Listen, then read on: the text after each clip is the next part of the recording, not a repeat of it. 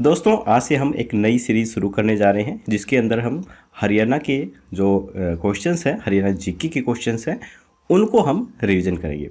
आपको पता ही है कि हरियाणा पुलिस के फॉर्म ऑलरेडी हमने भर दिए हैं। इसके बाद अब 8 मार्च से हरियाणा पटवारी, हरियाणा क्लर्क, कैनाल पटवारी, ग्राम सचिव, इनके फॉर्म ऑनलाइन हो जाएंगे।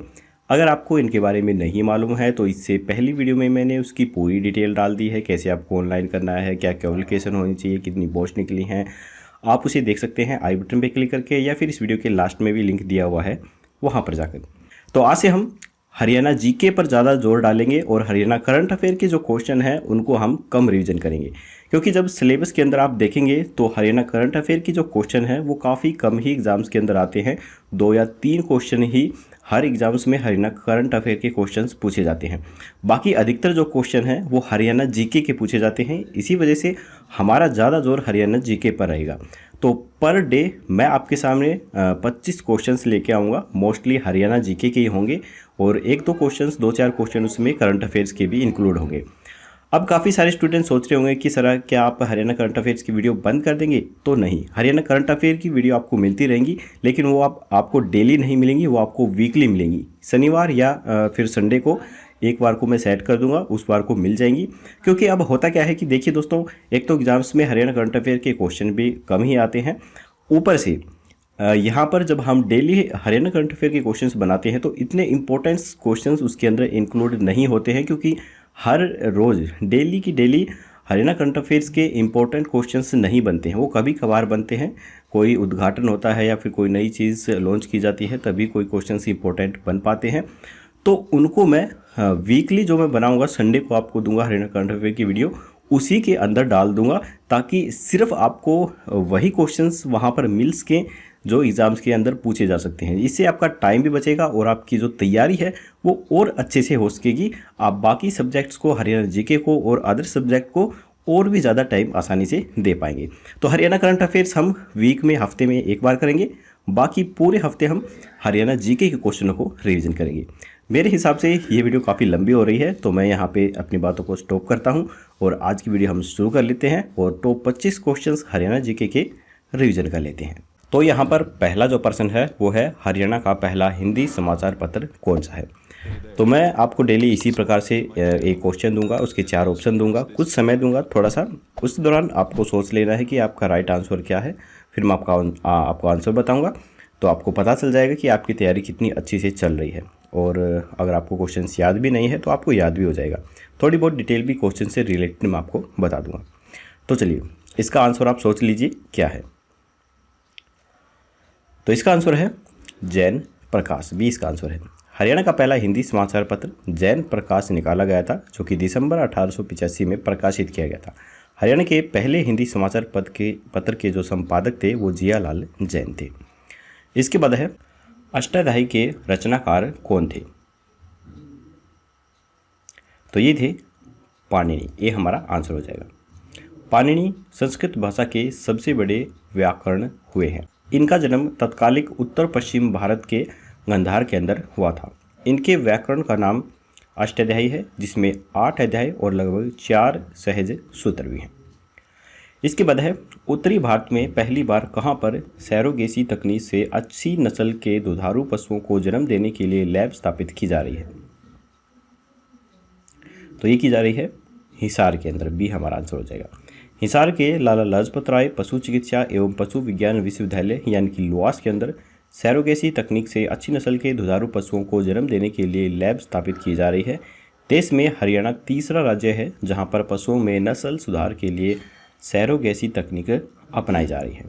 इसके बाद है, 11वीं पंचवर्षीय योजना के दौरान सेवा क्षेत्र की वृद्धि दर कितनी रही है? तो ये रही है 8.71%।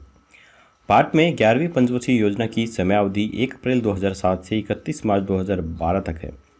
योजना आयोग के द्वारा राज्य की पंचवर्षीय योजना का कुल बजट 71,731.98 करोड़ रुपए अनुमोदित किया गया। यह उद्यव्य 10वीं योजना से 39,900.23 करोड़ ज़्यादा है। कृषि वृद्धि दर की बात करें तो 3.5% और उद्योग वृद्धि दर 8% थी। इसके बाद है, किस वेद में हरियाणा की दो प्राचीन नदियों का उल्लेख हुआ है? तो ये हुआ है ऋग्वेद। ये हमारा आंसर हो जाएगा।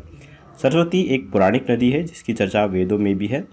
ऋग्वेद में सरस्वती का अग्नवती तथा उदकवती के रूप में भी वर्णन आया है। यह नदी सर्वदा जल से भरी रहती है और इसके किनारे अन्न की प्रचुर उत्पत्ति भी होती है। इसके बाद है अनंगपाल किस वंश के संस्थापक थे? तो ये थे तोमर वंश के संस्थापक। अनंगपाल दिल्ली के तोमर वंश के संस्थापक राजा थे। इन्होंने सन 737 ईस्वी में इस तोमर राजवंश की दिल्ली के लालकोट में स्थापना की थी। 12वीं सदी के मध्य में तोमरों को अजमेर के चौहानों के द्वारा परास्त किया गया था। इसके बाद है 1857 की क्रांति के समय सांपला आसोदा रियासत का नवाब कौन था? तो ये था इलाही बख्श। बहादुर शाह के समधी इलाही बख्श ब्रितानियों से जा मिले। उन्होंने बहादुर शाह के सारे भेदों को ब्रितानियों को बता दिया था। 14 सितंबर 1857 को ब्रितानी सेना दिल्ली पहुंच गई। इलाही बख्श की मदद से बहादुर शाह को भी गिरफ्तार कर लिया गया था। इसके बाद है 1880 ईस्वी में स्वामी दयानंद ने कहां पर आर्य समाज की एक नई शाखा स्थापित की? तो ये की थी रेवाड़ी के अंदर। 1880 में स्वामी दयानंद सरस्वती ने रेवाड़ी में सबसे पहले गौशाला खोली थी और 1875 को सरस्वती जी ने आर्य समाज की स्थापना की थी। उनकी रेवाड़ी के अंदर शाखा 1880 के अंदर खोली गई। कट्टर हिंदुओं ने इसका विरोध किया और झज्जर में विरोध स्वरूप 1886 में सनातन धर्म की शाखा खोली गई। इसके बाद है हरियाणा के किस कॉलेज में एशिया का सबसे बड़ा कैंसर अस्पताल बनाया जाएगा? तो ये बना जाएगा महाराजा अग्रसेन मेडिकल कॉलेज के अंदर। महाराजा अग्रसेन मेडिकल कॉलेज में करीब 50 एकड़ के अंदर कैंसर के अस्पताल का निर्माण किया जाएगा, जो कि देश का सबसे बड़ा कैंसर अस्पताल बनेगा। इसके बाद है पहले विक्टोरिया क्रॉस प्राप्त रिसलदार बदलू सिंह का संबंध कहाँ से है? तो ये है झज्जर से। बी हमारा आंसर हो जाएगा। बदलूराम का जन्म 13 जनवरी 1876 को हुआ। वे पहले विश्व युद्ध के दौरान उस समय की ब्रिटिश इंडियन आर्मी में थे। 41 साल की उम्र में वे शहीद हो गए थे। 2 विश्व युद्धों में देश की ओर से अदम्य साहस दिखाने वाले झज्जर के 2 सैनिकों को ब्रिटिश सरकार ने विक्टोरिया क्रॉस अवार्ड से भी नवाजा था। इसके बाद है आकाशवाणी कुरुक्षेत्र की स्थापना कब हुई थी? तो ये हुई थी 24 जून सन 1991 को। आकाशवाणी कुरुक्षेत्र की स्थापना 24 जून सन 1991 में हुई थी। आकाशवाणी हिसार की स्थापना 26 जनवरी 1999 के अंदर की गई थी। हरियाणा राज्य में 3 आकाशवाणी केंद्र व एक दूरदर्शन केंद्र आकाशवाणी रोहतक मुख्य केंद्र है, जो कि SW, MW, FM का प्रसारण करता है, जबकि हिसार में कुरुक्षेत्र लोकल रेडियो स्टेशन के रूप में प्रसारण करते हैं। इसके बाद है राष्ट्रीय डेयरी अनुसंधान केंद्र हरियाणा में कहाँ पर स्थित है? तो ये है करनाल के अंदर। राष्ट्रीय डेयरी अनुसंधान संस्थान डेयरिंग के प्रतिष्ठित संस्थानों में से एक है। यह संस्थान वर्ष 1923 में बेंगलोर के अंदर पशुपालन एवं डेयरिंग के इंपीरियल इंस्टीट्यूट के रूप में स्थापित हुआ है। इसके बाद है निम्नलिखित में से 1857 के विद्रोह के हरियाणा से प्रमुख नेता कौन थे? तो ये थे राव तुलाराम। राव तुलाराम सिंह 1857 के प्रथम भारतीय स्वतंत्रता संग्राम के प्रमुख नेताओं में से एक थे। उन्हें हरियाणा राज्य के अंदर राज नायक के नाम से भी जाना जाता था। इनके विद्रोह काल में हरियाणा के दक्षिण पश्चिम इलाके के संपूर्ण ब्रिटिश हुकूमत को अस्थायी रूप से उखाड़ फेंकने तथा दिल्ली के ऐतिहासिक शहर में विद्रोही सैनिकों की सैन्य बल, धन व युद्ध सामग्री में सहायता प्रदान करने का श्रेय जाता है। इसके बाद है निम्नलिखित में से कौन सा जिला हरियाणा में सबसे बड़ा है? तो फिलहाल ये है सिरसा जिला सबसे बड़ा। पहले भिवानी क्षेत्र की दृष्टि से, क्षेत्रफल की दृष्टि से हरियाणा का सबसे बड़ा जिला हुआ करता था, परंतु चरखी दादरी को भिवानी से जब से अलग किया गया है उसके बाद अब सिरसा हरियाणा का सबसे बड़ा जिला बन गया है, जिसकी स्थापना 22 दिसंबर सन 1972 को हिसार से अलग करके की गई थी, जिसका वर्तमान क्षेत्रफल 5140 वर्ग किलोमीटर है। इसके बाद है हरियाणा की किस नदी के तट पर रेणुका किसाऊ और लखवार व्यासी बांध का निर्माण किया गया है? तो ये किया गया है यमुना नदी पर। रेणुका परियोजना जिला सिरमौर प्रदेश के अंदर यमुना नदी की सहायक गिरी नदी पर स्थित है। इससे हिमाचल की 1216 हेक्टेयर भूमि जलमग्न की जाएगी। इसके बाद है हरियाणा के वर्तमान राज्यपाल का नाम बताएं। तो ये है सत्यदेव नारायण आर्य। सत्यदेव नारायण आर्य भारतीय जनता पार्टी के दिग्गज नेता रहे हैं और बिहार राज्य से भी ये संबंध रखते हैं। SN आर्य बिहार में खान एवं भू विज्ञान मंत्री भी रह चुके हैं। इन्होंने अपने विधानसभा क्षेत्र नालंदा के राजगीर से 8 बार विधायक ये खुद रह चुके हैं। 1 जुलाई 1947 को जन्मे सत्यदेव नारायण आर्य ने MA LLB पार्ट 1 की शिक्षा प्राप्त की हुई है। इसके बाद है तिलपत के प्रथम युद्ध में कौन विजयी रहा था? तो ये रहे थे अंग्रेजों की सेना। दिसंबर 1669 के अंतिम सप्ताह में तिलपत से 20 मील दूर गोकुल सिंह ने शाही सेनाओं का सम्मान किया। सुबह से शाम तक युद्ध होता रहा, लेकिन कोई भी निर्णय नहीं हो सका। इसके बाद है अहिर सैनिकों का विद्रोह कब हुआ था? तो ये हुआ था सन 1940 ईस्वी में। 1940 में सिंगापुर में अहिर सैनिकों के विद्रोह ने अंग्रेजों के मन में इस जगू कौम का खौफ पैदा कर दिया और इस वजह से पृथक अहिर रेजिमेंट का गठन नहीं हो सका। इसके बाद है निम्न में से कौन सा खिलाड़ी हरियाणा से संबंध नहीं रखता है? तो ये है सुशील कुमार। दिल्ली के नजफगढ़ इलाके के एक गांव बापरोला में 1962 में जन्मे सुशील के पिता का नाम दीवान सिंह और माता का नाम कमला है। सुशील 3 भाइयों के परिवार में सबसे बड़े हैं। इसके बाद है हांसी और तरारी किला 12वीं शताब्दी में किस शासक ने बनवाया? तो ये बनवाया था पृथ्वीराज चौहान ने। पृथ्वीराज का किला हिसार जिले के हांसी के शहर के अंदर स्थित है। जैसे कि नाम ही खुद यह दर्शा रहा है कि यह किला 12वीं सदी के प्रसिद्ध राजपूत योद्धा पृथ्वीराज के द्वारा बनाया गया था। इसको जॉर्ज थॉमस ने 1978 में दोबारा बनवाया, जब उसने हांसी को अपनी रियासत की राजधानी बनाया, जिसमें हिसार और रोहतक दोनों ही शामिल थे। इसके बाद है एशिया की सबसे बड़ी पेपर मिल बिल्ट जो है वो हरियाणा के अंदर कहाँ पर स्थित है? तो ये है यमुनानगर के अंदर। एशिया की सबसे बड़ी पेपर मिल बलालपुर पेपर मिल है जो यमुनानगर के अंदर स्थित है। इसकी स्थापना सन 1929 के अंदर लाल करमचंद थापर के द्वारा की गई थी। इसकी स्थापना मेसर्म पंजाब पल्प एंड पेपर मिल के नाम से हुई थी।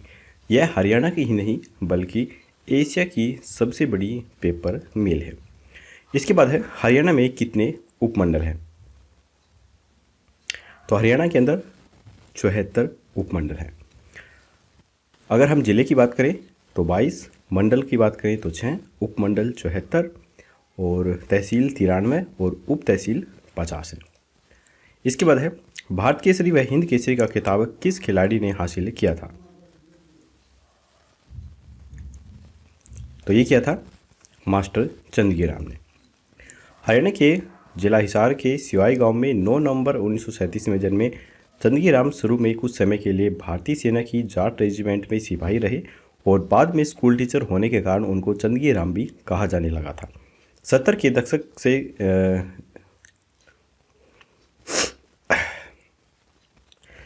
के दशक के सर्वश्रेष्ठ पहलवान मास्टर जी को 1969 के अंदर अर्जुन पुरस्कार और 1971 के अंदर पद्मश्री अवार्ड से भी नवाजा गया था।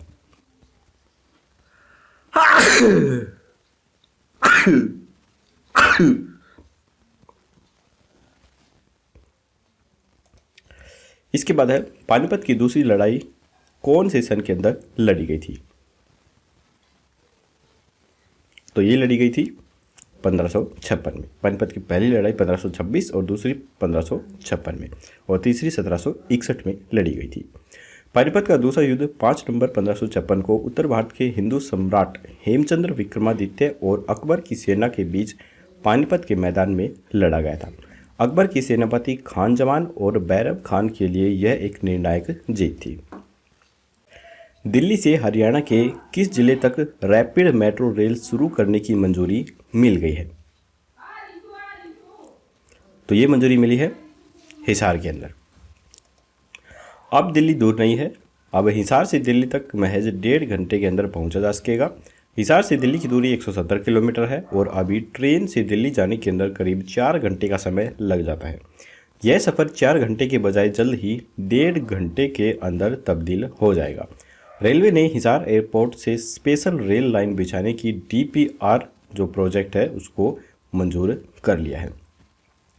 तो यहाँ पर हमारे जो हरियाणा जी के क्वेश्चन हैं वो ख़त्म होते हैं। अगर आपको ये सीरीज़ अच्छी लग रही है तो हमें कमेंट करके ज़रूर बताइएगा, हम आगे कंटिन्यू इसे जारी रखेंगे। अगर आप इसमें थोड़ा बहुत कुछ चेंजमेंट चाहते हैं या बदलाव चाहते हैं तो वो भी हमें कमेंट करके ज़रूर बताइएगा, तो हम उसके अकॉर्डिंग आपको बेहतर तैयारी करवा पाएंगे। तो वीडियो को लाइक ज़रूर कीजिएगा, चैनल पे नए हैं तो सब्सक्राइब करना बिल्कुल मत भूलिए।